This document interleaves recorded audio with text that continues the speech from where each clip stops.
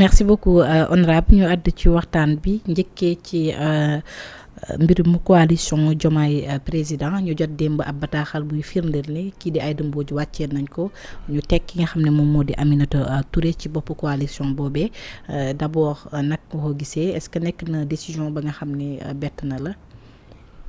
waaw décision bi man bett na ma bett na patriote yëpp te bett na tam Sénégal yëpp. ginnaaw bu le 8 suñu daje bu rëy bu ñu ameloon ci stade. bi nga xam ne suñu président wu parti président Ousmane Sonko. biiraloon ne que coalition Diomaye président. ci loxo Aïda Mbodj lay nekk.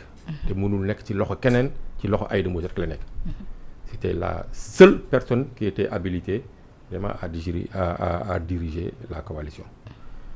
ñu teg si ñaari fan ñetti fan beneen bataaxal génn pour contredire loolu wàcce ndombal tànk Aïda Mbodj tabb Aminata Touré mënul def que jaaxal ñun ñëpp ñu les patriotes ak jaaxal tamit sénégalais yi parce que tamit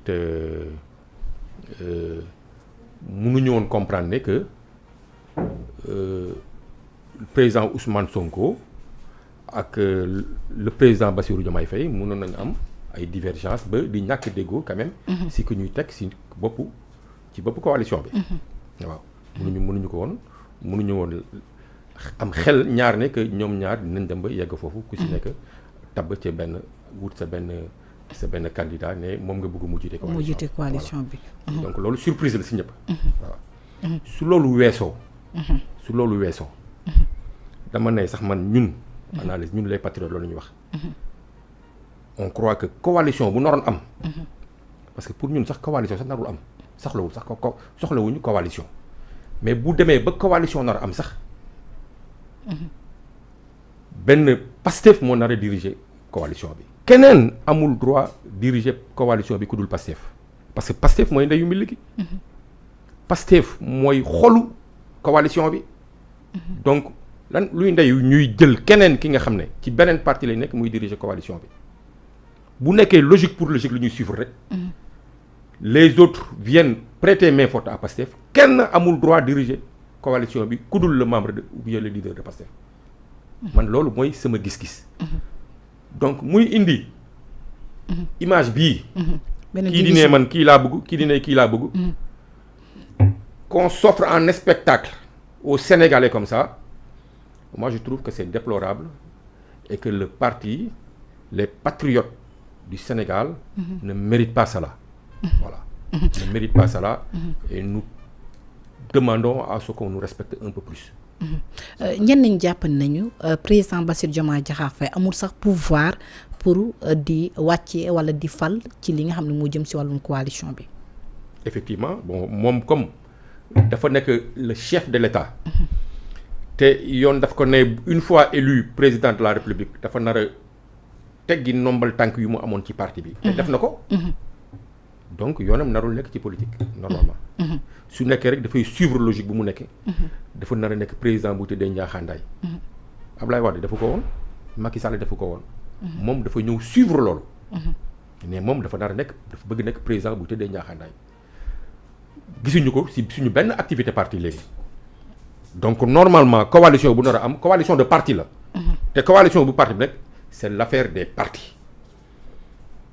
donc je ne vois pas en quelle position le président Bassirou Diomaye Faye mun a dugal loxoom ci tànniñu ñuy jiite coalition bi. alors que ki nga xam ne donc ça doit être entre partis et c'est les partis qui composent la coalition. ñoom ñoo nar a waxtaan seen biir pour tànn seen njiit. te comme lu ma ko waxee léegi narul nekk keneen ku dul Pastef. mënuñu permettre beneen allié qui que ce soit nag muy Aïda Mbodj muy Mimi Touré wala muy Déthié Fall di qui que ce soit ñëw di diriger coalition bi nga xam ne ñun ñooy xol bi ñun ñooy ndeyu mbi gi si loxo Pastef la nar a nekk. ñeneen ñi ñëw nag greffé wu si coalition bi. mais mënuñu nekk si ginnaaw nit ñi alors que force bi ñun ñoo ko yore. loolu mooy dëgg. man je ne comprends pas sax pourquoi lii am quoi. ñun mu comprendre ñu peut-être comprendre c'est-à-dire que cëral bi dafa ëpp. parce que dafa ñenn ñi sax même bu nekkul Pastef ñeneen ñu bokkul ci Pastef am nañ surprise parce que jàpp nañu Ousmane Sonko ni nga ko waxee ci terrain meeting bi dafa taxaw nee na kenn du jiite coalition Diomaye président ku dul Aïda Mbodj. mu tegu ay jours. ñu gis ni wala 2 jours ñu gis ñu génnee bataaxal ba nga xam ni président Bassirou Diomaye Diakhar Faye moo ko signé donc ñenn ñi jàpp nañu sax dafa mel ni dafa am waroo diggante mag ki nga xam ni moom moo di Ousmane Sonko wala teggi na ay kaddu yi nga xam ne Ousmane Sonko waxoon na ko publiquement ci ab terrain meeting ba nga xam ni amoon na malheureusement wala heureusement amoon na ay nit yu bari yu fa nekkoon. mais loolu lay wane. waroo bi lay wane. divergence lay wane. mais encore une fois lu muy gën a wane mooy ça veut dire que déggoowuñu. wala waxtaan amul seen biir. te man nag ñàkk waxtaan seen biir man daf ma jaaxal. daf ma jaaxal trop Binta. parce que président ak premier ministre quand même naruñu réeroo ci dara. ñun loolu la ñuy xaar ci ñoom. naruñu réeroo ci dara. ñëpp xam nañu rôle bu Ousmane Sonko joué ci l'avènement de Pastef au pouvoir kenn laam-laamewul rôle central bu mu ci am mun naa wax ndey mil gi sax lu tax ñu nekk ci nguur gi tey ginnaaw yàlla Ousmane Sonko kese la du keneen ku dul Ousmane Sonko bataayam ak combatam ak bravoure am moo tax Pastef nekk tey au pouvoir parce que moom moo dem ba nga xam ne mënatul nekk candidat mu tànnal ñu Bassirou Diomaye Faye te mi ngi doon wax tànn naa Bassirou Diomaye Faye mais am na ñeneen ñu ma mënoon tànn mënoon na nekk Abass Fall mënoon na nekk Birame Souleye mënoon na nekk El Malick mënoon na nekk keneen ak keneen mais moom moo analyser situation bi jëlal ñu tànnal ñu le choix du président Bassirou Diomaye Faye ba ñu ne Sonko mooy Diomaye mooy Sonko donc loolu nar ñu ci jóge ci loolu donc loolu su amee ala kulli alin même Bassirou Diomaye Faye bi nga xam ne moom institutionnellement c'est le président de la République parce que constitution moo ko am moom moo gagné jàpp naa ne narul def dara li nga xam ne da koy tax mu réeroo avec son mentor kii di nga xam ne mooy le président Ousmane Sonko donc waxtaan bi dafa nar a nekk en permanence lii nag situation bi jur kii di ne man kii laa bëgg mu jiite coalition bi ñu def ci ñetti fan ñu président génne bataaxal ne man kii laa tànn pour mu jiite coalition bi dafay wane ne que ñoom ñaar waxtaan amul seen diggante et c'est grave et c'est inquiétant que waxtaan bañ a am seen diggante si sama analyse Ousmane Sonko bu muy ñëw ci meeting de 8 xamoon na ne que Bassirou Diomaye Faye tànnoon na Aminata Touré ba pare parce que junj na ko nee na dégg naa ne wala ñi ngi kii wax ne am na keneen ku ñu tànn waaye na ngeen xam ne kooku mënul joyite coalition bi donc ça veut dire que man amoon na yaqin que lettre bi kon amoon na décision présidentielle bi amoon na mais ñoom ñaar ça veut dire que mais xanaa du ñu waxtaan seen biir et mbiru réew mi ak mbiru parti bi ñoom ñaar naruñu ku nekk sa côté ils doivent toujours se concerter ba jël décision ñoom ñaar bu nekkee sax jubóowuñu ñu indi ay kàngamu parti bi comme ni ko président Ousmane Sonko wax na déclaration bi que l'affaire de l'État doit être discutée au cœur du parti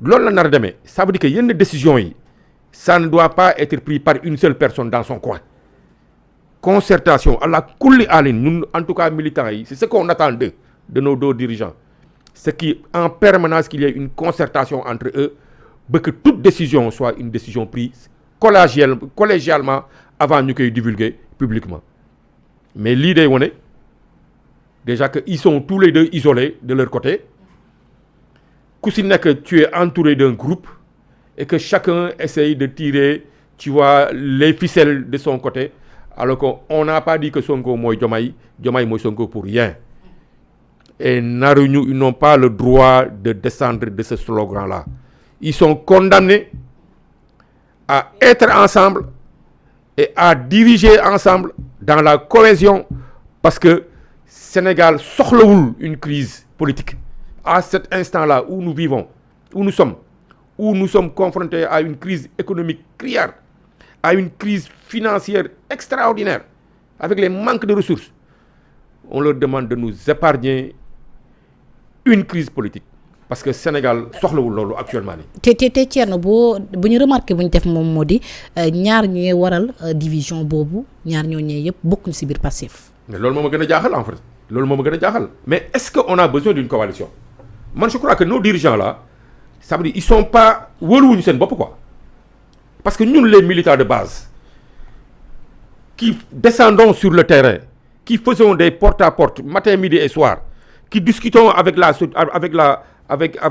population. Donc dafa mel ni lecture bu ñu am ak puissance bu parti bi am ñoom xamuñu ko. Mais ils doivent savoir quand même que le parti est assez puissant pour aller seul. Et le parti n'a pas besoin de coalition quand même pour diriger ce pays-là. te wane nañ ko ci élection législative yi bu le président Ousmane Sonko ne moom il partait seul. Il ne partait pas avec une coalition. Parce que présidentielle, on est parti en coalition. Mais Ousmane Sonko a dit que législative, on partait seul, sans coalition. Mais on a eu 120 députés. Mais quand même, donc est-ce qu'on a besoin d'une coalition? Mais nous épargnons quand même. Parce que ça ne fait que brouiller les cartes. Parce que on sait ce qu'il pèse. Et chacun, alors que c'est un apport avec ou sans eux, le parti peut diriger ce pays-là. Et on a une large majorité de députés Pastef à l'Assemblée nationale pour diriger confortablement. Mais donc pourquoi diable vouloir coûte que coûte s'allier? Pourquoi? Premier ministre waxoon na ko Ousmane Sonko nee na am na ay alliés yi nga xam ni tout le temps dañuy jéemee di leen jaxase di ko jaxase moom ak diggante ma ak kii di président Bassirou Diomaye Diakhar Faye dem na sax ba di wax ni am na ñi nga xam ni jamono jii dañ leen épinglé ñeneen ñi itam dañoo njort ni am na ay surfacturation fu ñu ne woon moo tax ñu jëlee leen fii yóbbu leen feneen. Mais loolu rek wane na que finalement kon soxlawuñu allié bu nekkee parce que effectivement il y a des gens qui jouent pour que cette alliance-là éclate. Parce qu'il y a des gens qui ont intérêt à ce que le président Ousmane Sonko ne s'entende pas avec le président Bassirou Diomaye Faye. Am na ñu yoo xam ne guddeeg bëccëg ci loolu la ñuy liggéey ci opposition bi comme ci coalition bi. Mais ñooñu nag on doit du ñu naan ubbi suñu bët ñun pour nekk vraiment de recentrer les affaires au niveau de Pastef. Surtout qu'encore une fois, on n'a pas besoin d'eux. On est assez puissant tout seul. On a une large majorité à l'Assemblée nationale. On peut diriger quand même ces pays-là sans une coalition. Pourquoi nous voulons que sans coalition, nous dem? Mais nous dem sans coalition. Il ne faut pas nous divertir Sénégalais quoi, ces affaires. Et ils sont en train de nous divertir. Ils sont en train de nous divertir. Mais l'ol indi qu'un premier ministre qui nommément un de ces ministres bi nga xam ne subalterne la affaire ki di ko ñuy jiinante affaire yooyu mais ils doivent en tirer des conséquences. C'est-à-dire on ne doit plus se contenter seulement que des discours, il faut des actes. Ce gars-là il n'est pas clean, il n'est pas il a eu des soupçons de corruption, mais on le démet. Mais problème malheureusement peut-être qu'il ne détient pas de la signature de décret. Peut-être nee avertir le président bi ñu na ko bataaxal. Ça aussi c'est les prérogatives du président de la République.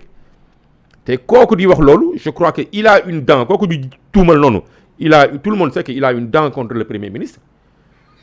moo taxit bu anniversaire u parti am boobu il s'est permis de jeter des flèches à notre leader. Et le président Ousmane Bassirou Diomaye Faye ne doit pas tolérer cela. Parce que pour la cohésion gouvernementale narul bàyyi ay nit ñi nga xam ne ils ont des bis bi wala ak yoo xam ne parce que Ousmane Sonko mooy seen kilifa tamit mooy jawriñu ministre yi. Donc le président ne doit pas regarder à ce qu'un ministre dans le gouvernement puisse manquer de respect au premier ministre. Il ne doit pas le tolérer. Aussi le président Ousmane Sonko ne doit rien faire qui puisse aussi fragiliser le président Bassirou Diomaye Faye. nga même encore ci côté boobu parce que fragiliser le président Bassirou Diomaye Faye c'est fragiliser le parti et c'est compromettre notre projet. Et aux patriotes qui depuis ce matin tirent sur le président, je leur demande d'arrêter ça aussi. Tu me donneras l'occasion me sandi kaddu yooyu nañu arrêter di attaquer Bassirou Diomaye Faye suñu biir la nañu waxtaan suñu biir ne président